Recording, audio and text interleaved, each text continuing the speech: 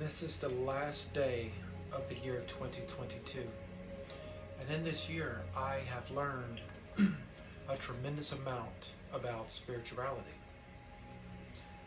I spent a lot of time, my spare time, my time away from work, and my private doings, learning about spirituality. And I've probably learned more facts or more information, data about spirituality this past year than I have since I started heavily studying spirituality in around 2006, 2007. So in the span of 12 months, I've learned more than I have in that entire span of time. The funny thing is, though, that despite all that I've learned, and I really appreciate and I am grateful to all the teachers that exist out there, the true ones, the ones that have shared good quality information, inspiration, food for thought. I am truly grateful to all of them. They have nourished my mind and my spirit in ways for which I am eternally grateful.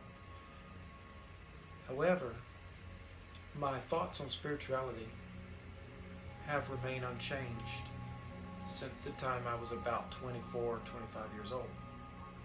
And that is my fundamental belief about spirituality when I was at a much younger age is that there is a energy about us, about those of us that call ourselves human beings, right? There is a certain energy, right? And when I think about this energy, right, one of the things that comes to mind is the atom, right? I think about the atom. You see, before I delved into spirituality, I was, and I'm still mostly, is what you might call an empiricist. An empiricist is a person that believes in logic, data, science. It's a person that sees cause and effect, sees the foundation and how that foundation leads to a subsequent change in state, right? And so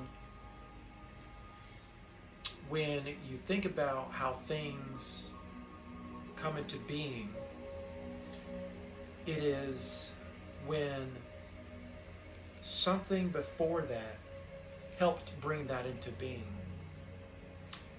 A chocolate cake consists of flour in many cases, maybe eggs unless it's a vegan cake. You know, I like vegan cakes. My wife, Nakia, makes an absolutely fabulous vegan cake.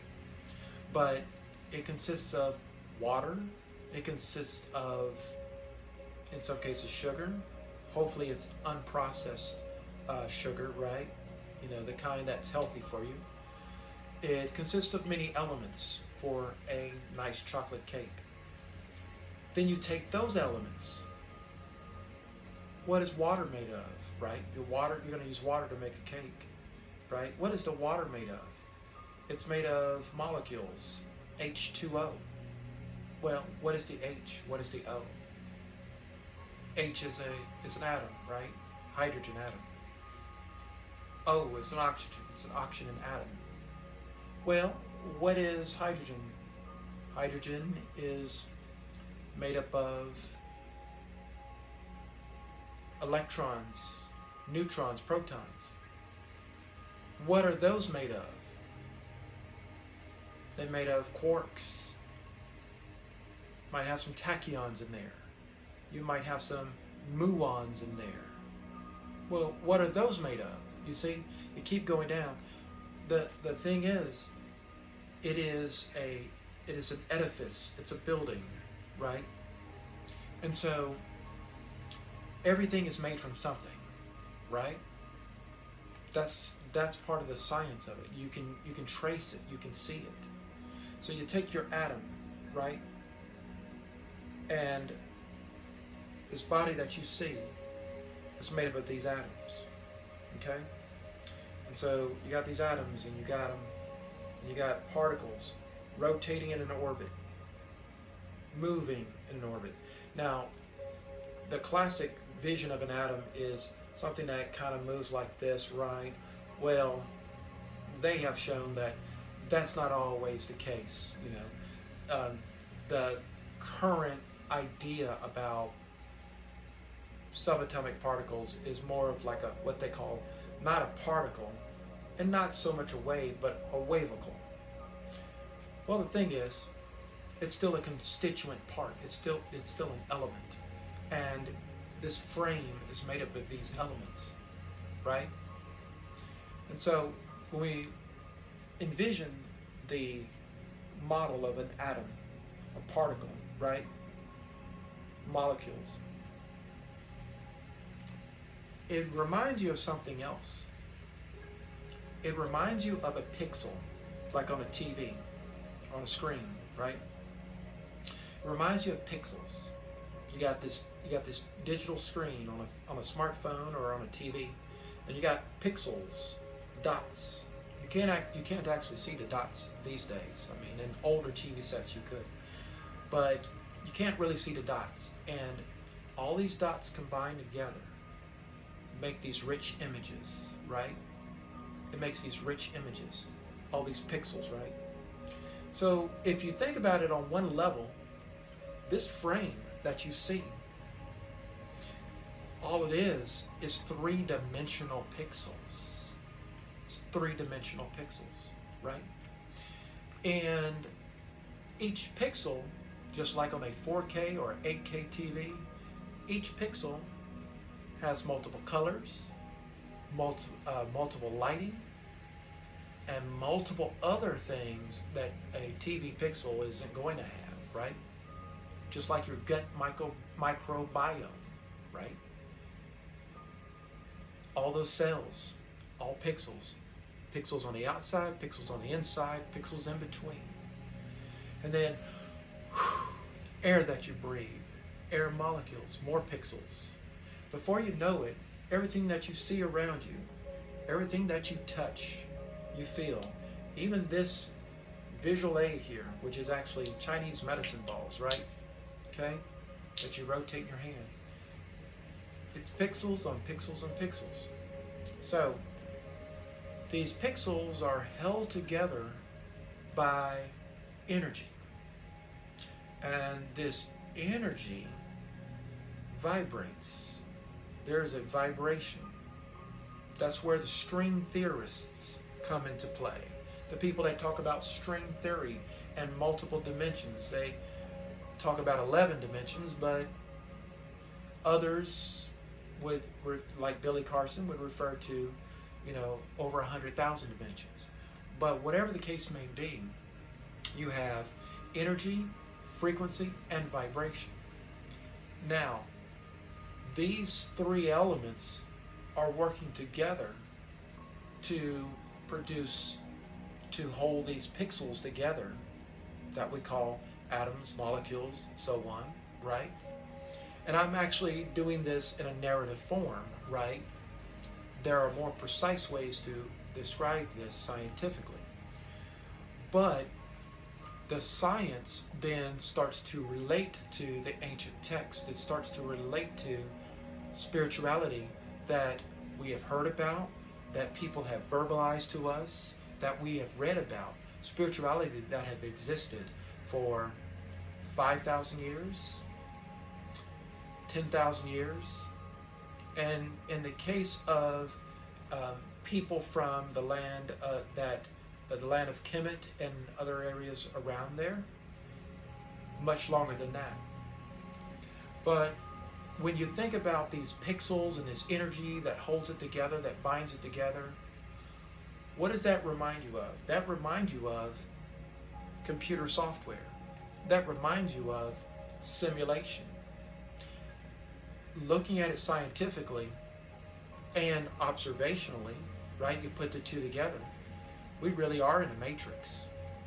We are really in an illusion that doesn't really exist the way that we understand physical existence. The physical existence is simply a tool that is used by our spirit to have experiences in which my spirit interacts with your spirit. We're all spirits interacting with each other through this matrix construct, right? So, given that it's a matrix construct, right, and we have pixels, right, well, you do know that you can control these pixels. The problem is that while we all believe that, many of us that believe, or many of us that subscribe to spirituality in various forms. It might be in a religious form, it may be in a non-religious form. But ultimately, on some level, whether we believe it of ourselves or we believe it in, let's say, a prophet or a Messiah or a great teacher, those individuals who did miraculous things, we believe in a concept of the manipulation of reality through spirituality. Again, whether it's ourselves or it's someone that we believe in, a particular person that have done miraculous things. And so it's like that if you look at your everyday life, your mind is able to control your body. Now, it can control it for good reasons or good outcomes, or it can control it for negative outcomes. When you get mad, when you get angry, when you lose your temper, when someone somehow triggers your emotions, your emotional state, as we're all susceptible to do, then your sympathetic nervous system starts to activate, okay? And you start, your adrenal glands, you start to produce chemicals where you might have some perspiration, right? You may sweat a little bit. You're definitely going to feel a kind of heat when you're angry, right? Or on the total opposite end, you have an experience that puts you in such a state of peace and relaxation. Bottom line is, your mentality affects the way your body construct feels, the way the energy flows through it, whether it's a calm, steady, rhythmic type of energy, or it's an active, aggressive, frustrated, and anxious type of energy. It could be either of those extremes and variations in between. But then, you're thinking about, okay, what about that idea that you could do more with the world around you, right? What if I had this in my hand and I could levitate it? What if I could move it, right? Well, I haven't figured that out. But what I do know is that you are made up of this field. And this field, it's not just one field. It's multiple fields at the same time, okay? But it all works as one overall field. And so they have been able to prove, and when I use the word they, I'm almost always talking about scientists and science. That's my they. I'm talking about engineers. Usually when I say they, I'm talking about the other empiricists who may or may not subscribe to a spirituality. But they have been able to show that things are related. I'm talking about quantum entanglement.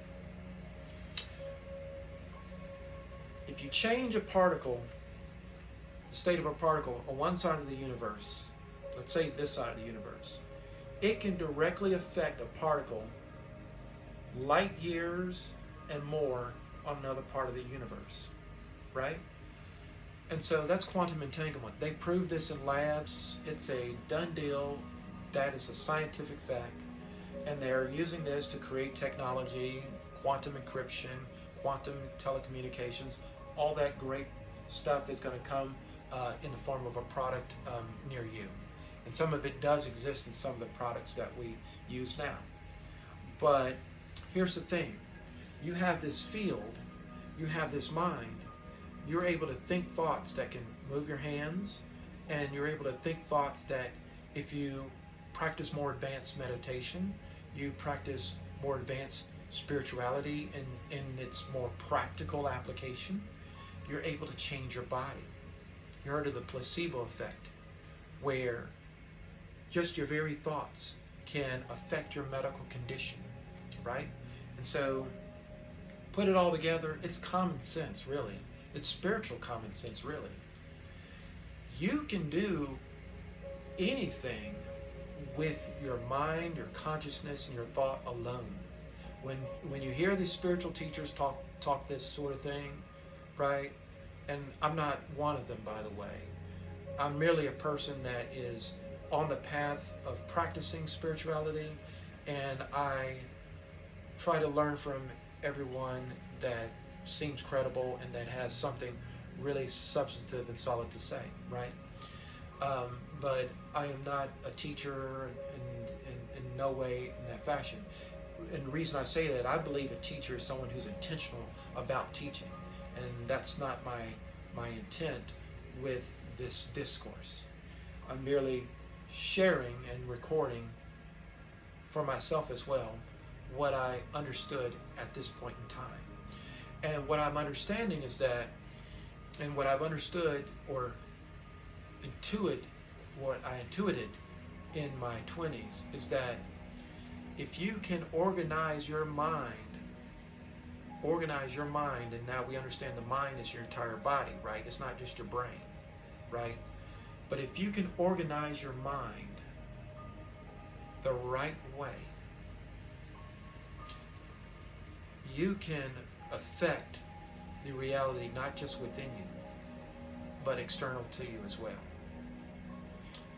And to the extent that those ancient stories, those ancient descriptions are true about what those great teachers and adept masters did, I do believe that that's what they did.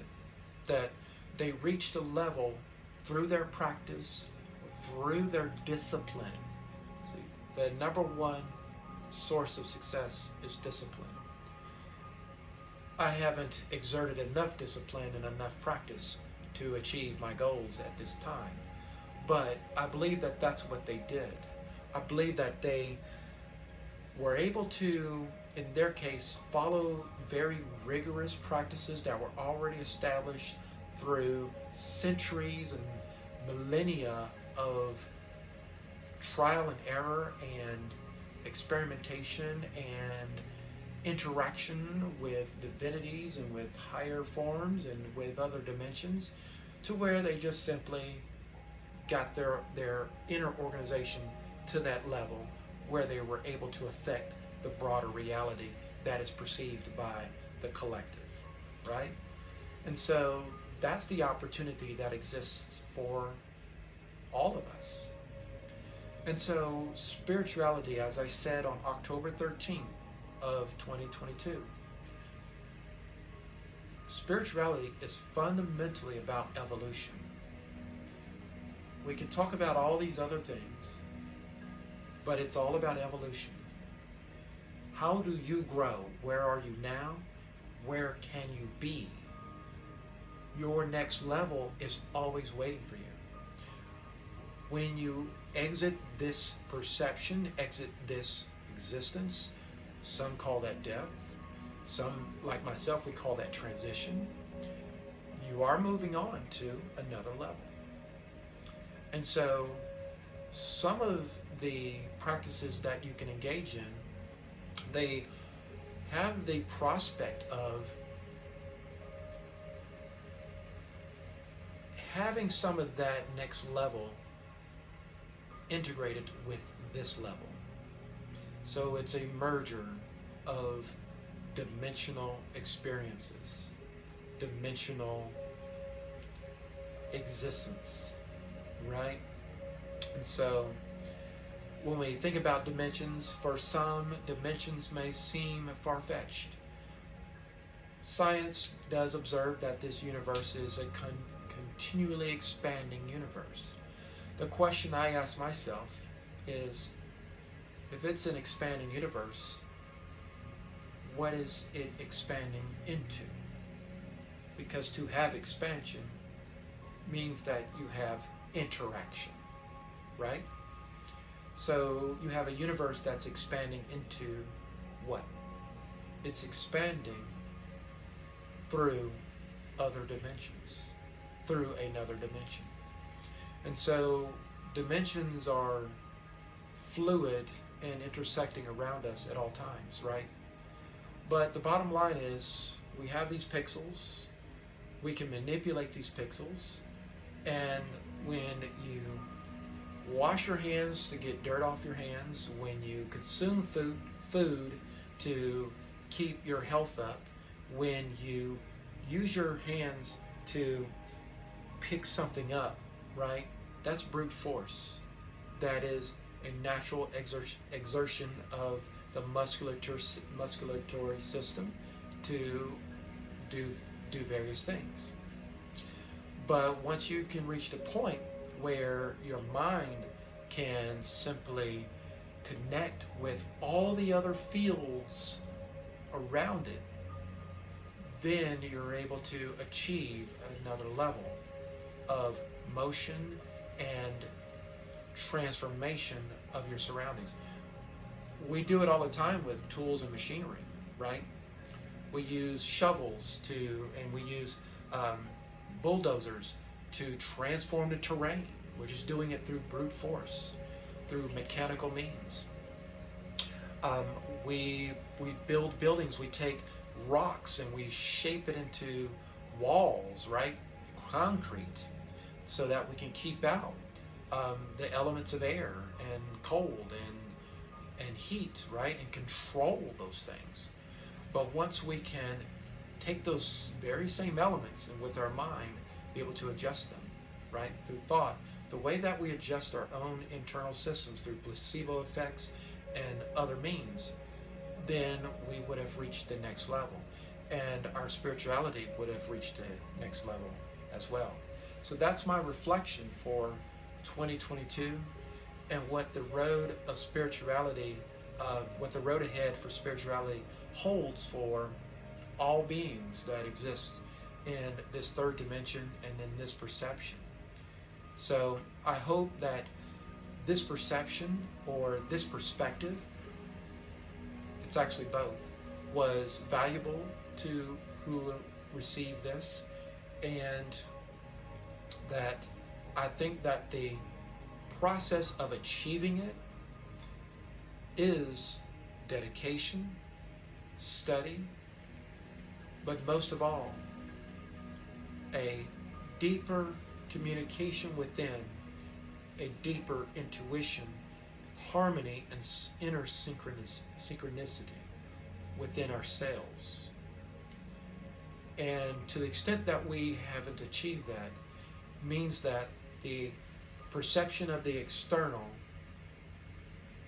paying bills, dealing with stressors, dealing with problems in the societal construct that we interact with, dealing with a multitude of things and not finding the harmonies with those within ourselves and in our interactions with that, that is the true barrier to our progress. It's actually very simple. It's just that we make choices. I've made choices not to go so far so fast. Slow drip. And in our slow drip, we might live to be 90 years old. We might live to be 120. There may be medical breakthroughs that push our lifespan to 1,000 years, and yet we still come no closer to that true spirituality because of the choices we've made in materialism and in the the more mundane experiences that are tied into a cycle of emotionality and emotionalism that blocks our forward progress. So those are all the basic elements of spirituality. And again, happy 2023, and let's see what kind of progress those of us that are on the road and that are willing can make in our efforts to grow in our being, in our consciousness, and in our contributions in this dimension and all the dimensions that pervade it. Thank you.